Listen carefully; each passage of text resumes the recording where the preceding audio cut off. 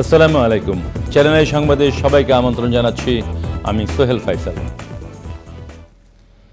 আর বিস্তারিত সংবাদের শুরুতে জানিয়ে দিচ্ছি ফ্রেশ প্রিমিয়াম টি সংবাদ শিরোনামগুলো।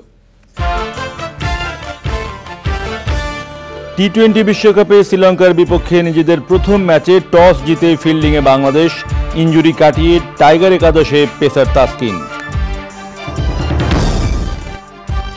বাংলাদেশের আকাশে জিলহজ মাসের চাঁদ দেখা গেছে। পবিত্র ঈদ উল আজহা উদযাপন হবে 17 জুন।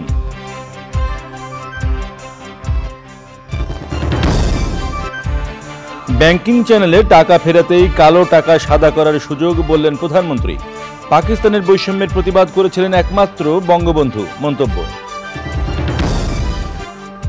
এবং নরসিংদীতে পোশাক ব্যবসায়ীর গরুর খামারে বিনিয়োগ, কোরবানিকে ঘিরে বাণিজ্য শুরু হলেও লক্ষ্য মাংসের আন্তর্জাতিক বাজার।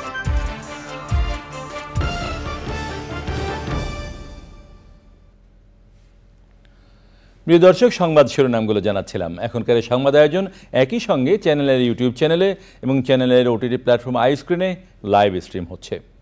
এখন যাচ্ছি বিস্তারিত সংবাদে। বিস্তারিত সংবাদের শুরুতেই নিউ কেয়ার টি-20 ওয়ার্ল্ড কাপ ক্রিকেট আপডেট।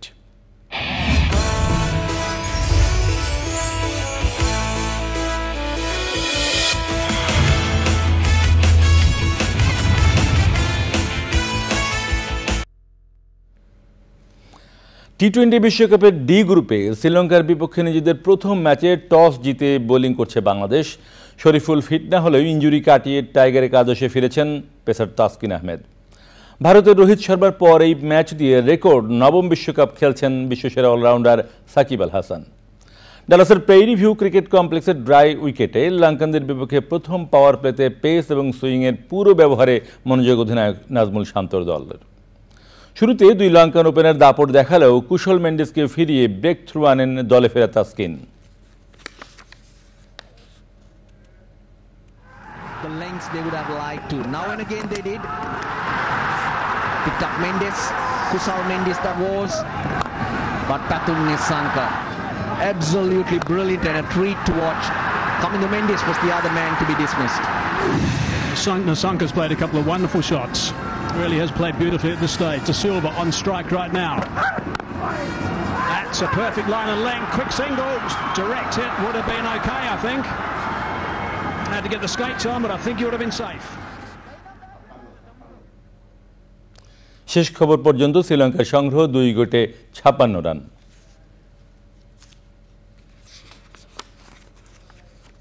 দর্শক, টি-20 বিশ্বকাপে বাংলাদেশ শ্রীলঙ্কা ম্যাচটি কভার করতে যুক্তরাষ্ট্রে আছেন চ্যানেল আইর স্পোর্টস এডিটর সাইদুর রহমান শামীম। ডালাসের Grand Prairie view cricket complex থেকে সরাসরি যুক্ত হচ্ছেন তিনি। শামীম, বিশ্বকাপে বাংলাদেশের প্রথম ম্যাচকে ঘিরে কতটুকু আশাবাদী প্রবাসী টাইগার সমর্থকরা, আর টস জিতে বাংলাদেশের বোলিংয়ের সিদ্ধান্তে কতটুকু আস্থা রাখতে পারছেন পেসাররা? ধন্যবাদ। আমি আপনাকে বলি, আজকে এখন তো এই শুক্রবার, এখন সন্ধ্যা। আমি সকাল থেকে দেখেছি এই ডালাস শহরে জুমার নামাজের পরই বাংলাদেশের সমর্থকরা বিভিন্ন জায়গাতে বিক্ষিপ্তভাবে এসেছেন এখানে, এবং তাদের সবার আশা বাংলাদেশ যে গত 1 মাস ধরে যে ব্যাটিং বোলিং মিলিয়ে যে বিপর্যয় কাটাচ্ছে, সেই বিপর্যয়টা কাটিয়ে উঠে তারা স্বাভাবিক ক্রীড়া নৈপুণ্যতা প্রদর্শন করবে। এবং আমরা এই স্টেডিয়ামে খেলা হচ্ছে, দর্শকদের মধ্যে প্রবল আগ্রহ দেখতে পাচ্ছি। এবং আজকে যেটা বলি যে বাংলাদেশ এই উইকেটে টস জিতে প্রথমে ফিল্ডিং নিয়েছে, এবং এটা খুব যৌক্তিক সিদ্ধান্ত। কারণ গতকালকে যখন পাকিস্তান এবং যুক্তরাষ্ট্র ম্যাচ এবং অন্যান্য ম্যাচ যেগুলো দেখছি, যুক্তরাষ্ট্রে যে ড্রপ ইন পিচে খেলা হচ্ছে, সেখানে প্রথমে দিনের শুরুতে প্রথমে ব্যাট করলে একটু অসুবিধায় পড়তে হয়, বলটা সুইং করে, বলটা লেটে আসে।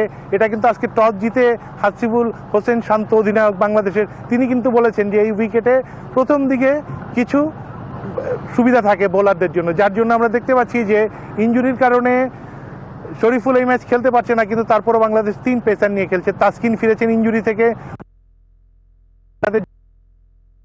3 পেসার নিয়ে খেলছেন এবং স্পিনার নিয়ে 2 স্পিনার। বাংলাদেশের যে বোলিং অ্যাটাকে যে ভারসাম্য সেটা এখনও দেখা যাচ্ছে শ্রীলঙ্কার সাথে, এই যে শ্রীলঙ্কার ইনিংসে দেখা যাচ্ছে বাংলাদেশ বেশ চাপে রেখেছে শ্রীলঙ্কাকে। আর একটা কথা জানিয়ে রাখি, এর আগেও যে দেখেছি এই গতকালকে যে পাকিস্তান এবং যুক্তরাষ্ট্রের ম্যাচ হয়েছে, খেলা যত গড়িয়ে ব্যাটসম্যানদের জন্য কন্ডিশনে গেছে।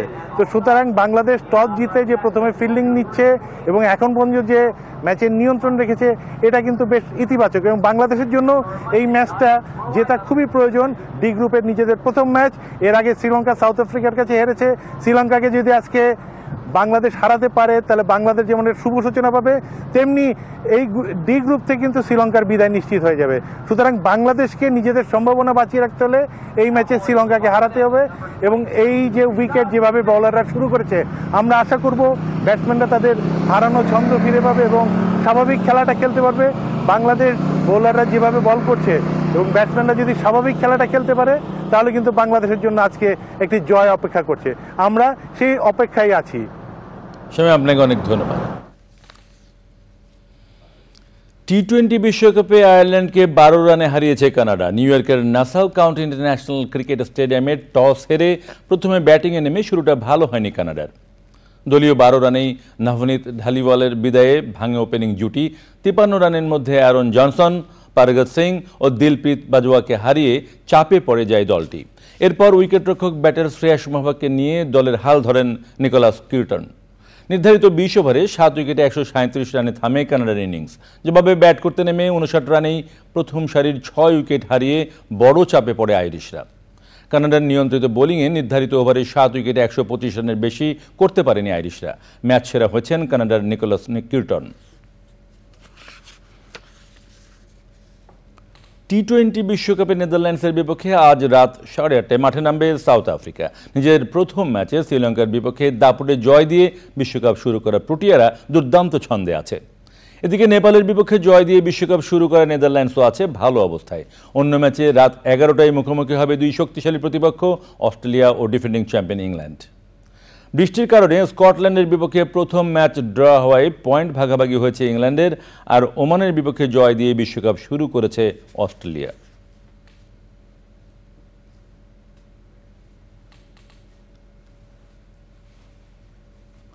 এবারে অন্যান্য সংবাদ।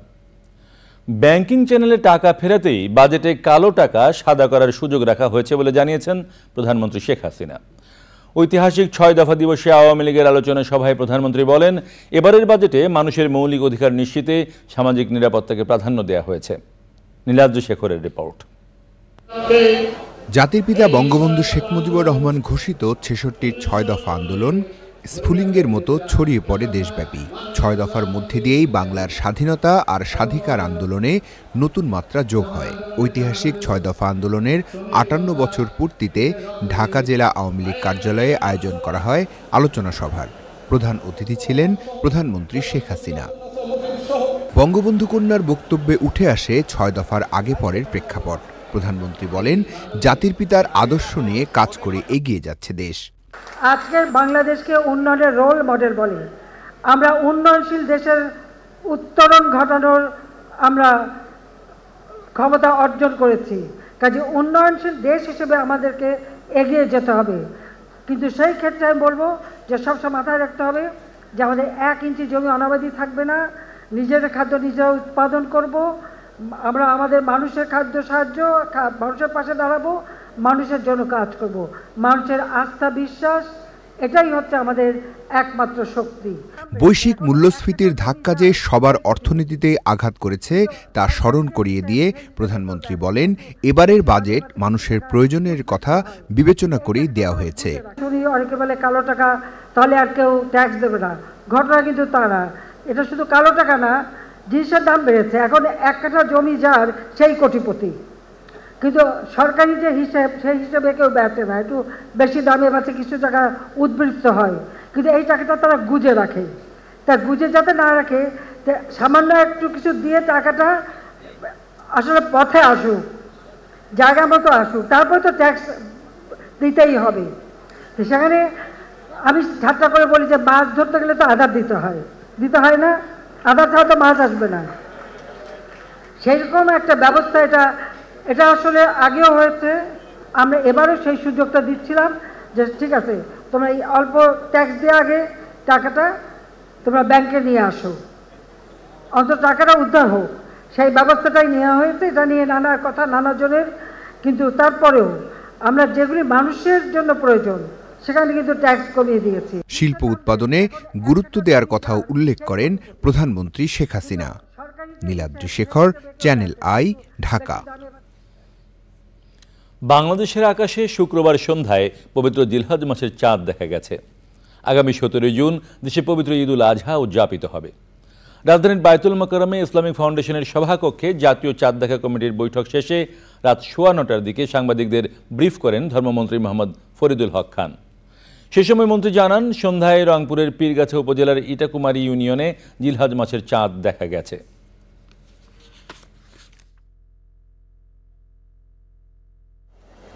আগামী 10 জিলহজ 1445 হিজরি, 3রা আষাঢ় 1431 বঙ্গাব্দ, 17 জুন 2024 খ্রিস্টাব্দ তারিখ সোমবার সারা দেশে পবিত্র ঈদ উল আজহা উদযাপিত হবে ইনশাআল্লাহ। পবিত্র ঈদ উল আজহা উপলক্ষে আমি দেশবাসীকে জানাই অগ্রিম ঈদ শুভেচ্ছা। নরসিংদী জেলার পলাশে তৈরি পোশাক ব্যবসায়ী ইসাদ চৌধুরী বিনিয়োগ করেছেন গরুর খামারে। সম্পূর্ণ আধুনিক ব্যবস্থাপনায় গরুর খামারটিতে কোরবানিকে ঘিরে বাণিজ্য শুরু হলেও উদ্যোক্তার লক্ষ্য মাংসের আন্তর্জাতিক বাজার ধরা। বিস্তারিত শাইখ সিরাজের রিপোর্টে। গত 1 দশক ধরে প্রাণী সম্পদ খাতে তরুণদের অংশগ্রহণ বাড়ছে এই খাতে শিল্পোদ্যোক্তা এবং ব্যবসায়ীদের বিনিয়োগও। নরসিংদীর পলাশ উপজেলার ভেরিন্দা গ্রামে তৈরি পোশাক ব্যবসায়ী ইসাদ চৌধুরী সুপরিকল্পিত উদ্যোগে বিনিয়োগ করেছেন গরুর খামারে। প্রাণী সম্পদ লালন পালনে স্বাস্থ্যগত বিধিমালা কঠোরভাবে অনুসরণ করায় খামারের শুরুর 3 বছরেই সাফল্য পেয়েছেন এই উদ্যোক্তা। রোগ জীবাণুর প্রোটেকশনের জন্য যা যা করা দরকার আমি সবই করি। হাইজিনিকটাও খুব ভালোভাবে মেনটেন করি, রোগ প্রতিরোধটা বেশি ভালো থাকে। চলমান বৈশ্বিক সংকট এবং প্রাণী খাদ্যের লাগামহীন দামের কারণে নেতিবাচক প্রভাব পড়ছে খামার ব্যবস্থাপনায়। সংকট কাটিয়ে ওঠার চেষ্টা করছেন ইসাদ চৌধুরী। 4 বছরে যদি একটা প্রোডাক্ট 35 থেকে 38% বৃদ্ধি হয়, এটা তো মানে কন্ট্রোলের বাইরে। ঘাসের যোগানটা আমার সবচেয়ে বেশি। হ্যাঁ, তো সেক্ষেত্রে আপনার দানাদার খাবারটা কম লাগছে, অনেক কম লাগতেছে। কাঁচা ঘাস খাচ্ছে, গরুর কোয়ালিটিও ভালো হচ্ছে, মিট কোয়ালিটি খুবই ভালো। সুদূর প্রসারী পরিকল্পনার মাধ্যমে অগ্রসর হওয়াই এখন এই খামারের প্রধান লক্ষ্য। ভবিষ্যতে মিট এক্সপোর্টের চিন্তা ভাবনা রাখবো, পাশাপাশি মিল্কের এক প্রোডাকশন যেন বৃদ্ধি হয় ওইদিকে একটা ব্যবস্থা রাখবো। দই এবং বিভিন্ন আইটেম তৈরি করার আমার ইচ্ছা আছে। আসন্ন ঈদ উল আজহার কোরবানির জন্যে পশু সম্পদ অধিদপ্তরের হিসেব অনুযায়ী এবছর 1,30,00,000 মতো গরু প্রস্তুত করা আছে। এই বিশাল বাজারটা কৃষির প্রচলিত অন্যান্য বিষয়ের সাথে তরুণ প্রজন্ম যুক্ত হয়ে সম্প্রসারিত হয়েছে। হাম্বা ফার্ম তেমনই। ইসাদ চৌধুরী এই ফার্মে একেবারে আধুনিক পদ্ধতিতে গরু লালন পালন, খাদ্য খরচ কমিয়ে আনা এবং জৈব নিরাপত্তা এটাকে শতভাগ নিশ্চিত করে খামারটি করেছে, যেটি আগামীর অনেক তরুণ উদ্যোক্তাদের জন্য একটা অনুকরণীয় দিক হতে পারে। সব কিছু মিলিয়ে বারবার যেটা বলছে, খাদ্য খরচকে যে কোনো মূল্যে কমিয়ে আনতে হবে। নরসিংদীর পলাশের হাম্বা ফার্ম থেকে শাইখ সিরাজ। এ নিয়ে বিস্তারিত প্রতিবেদন দেখবেন আজ রাত 9টার সংবাদের পর হৃদয়ে মাটি ও মানুষ অনুষ্ঠানে। আপনারা দেখছেন চ্যানেল আই সংবাদ। এবারে খানিকক্ষণের বিরতি, আর বিরতির পর সংবাদে আবার আমন্ত্রণ। এবারে কৃষি সংবাদ।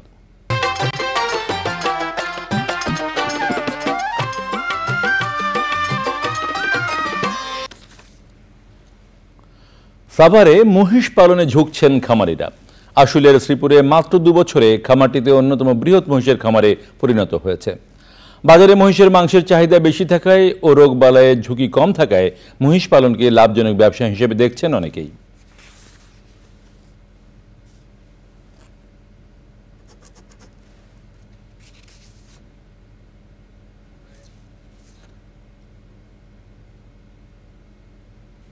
এবারে প্রকৃতি সংবাদ।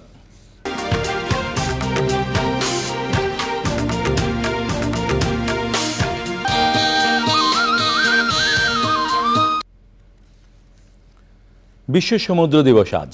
সমুদ্রের অবদান, আবেদন, প্রয়োজনীয়তা আর উপকারিতাকে স্বতন্ত্রভাবে বিশ্বের সবার সামনে তুলে ধরতে প্রতি বছর 8 জুন পালন করা হয় বিশ্ব সমুদ্র দিবস।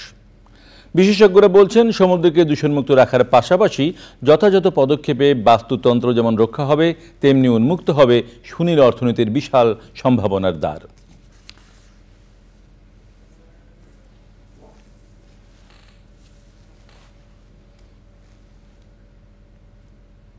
এবারে খেলার খবর।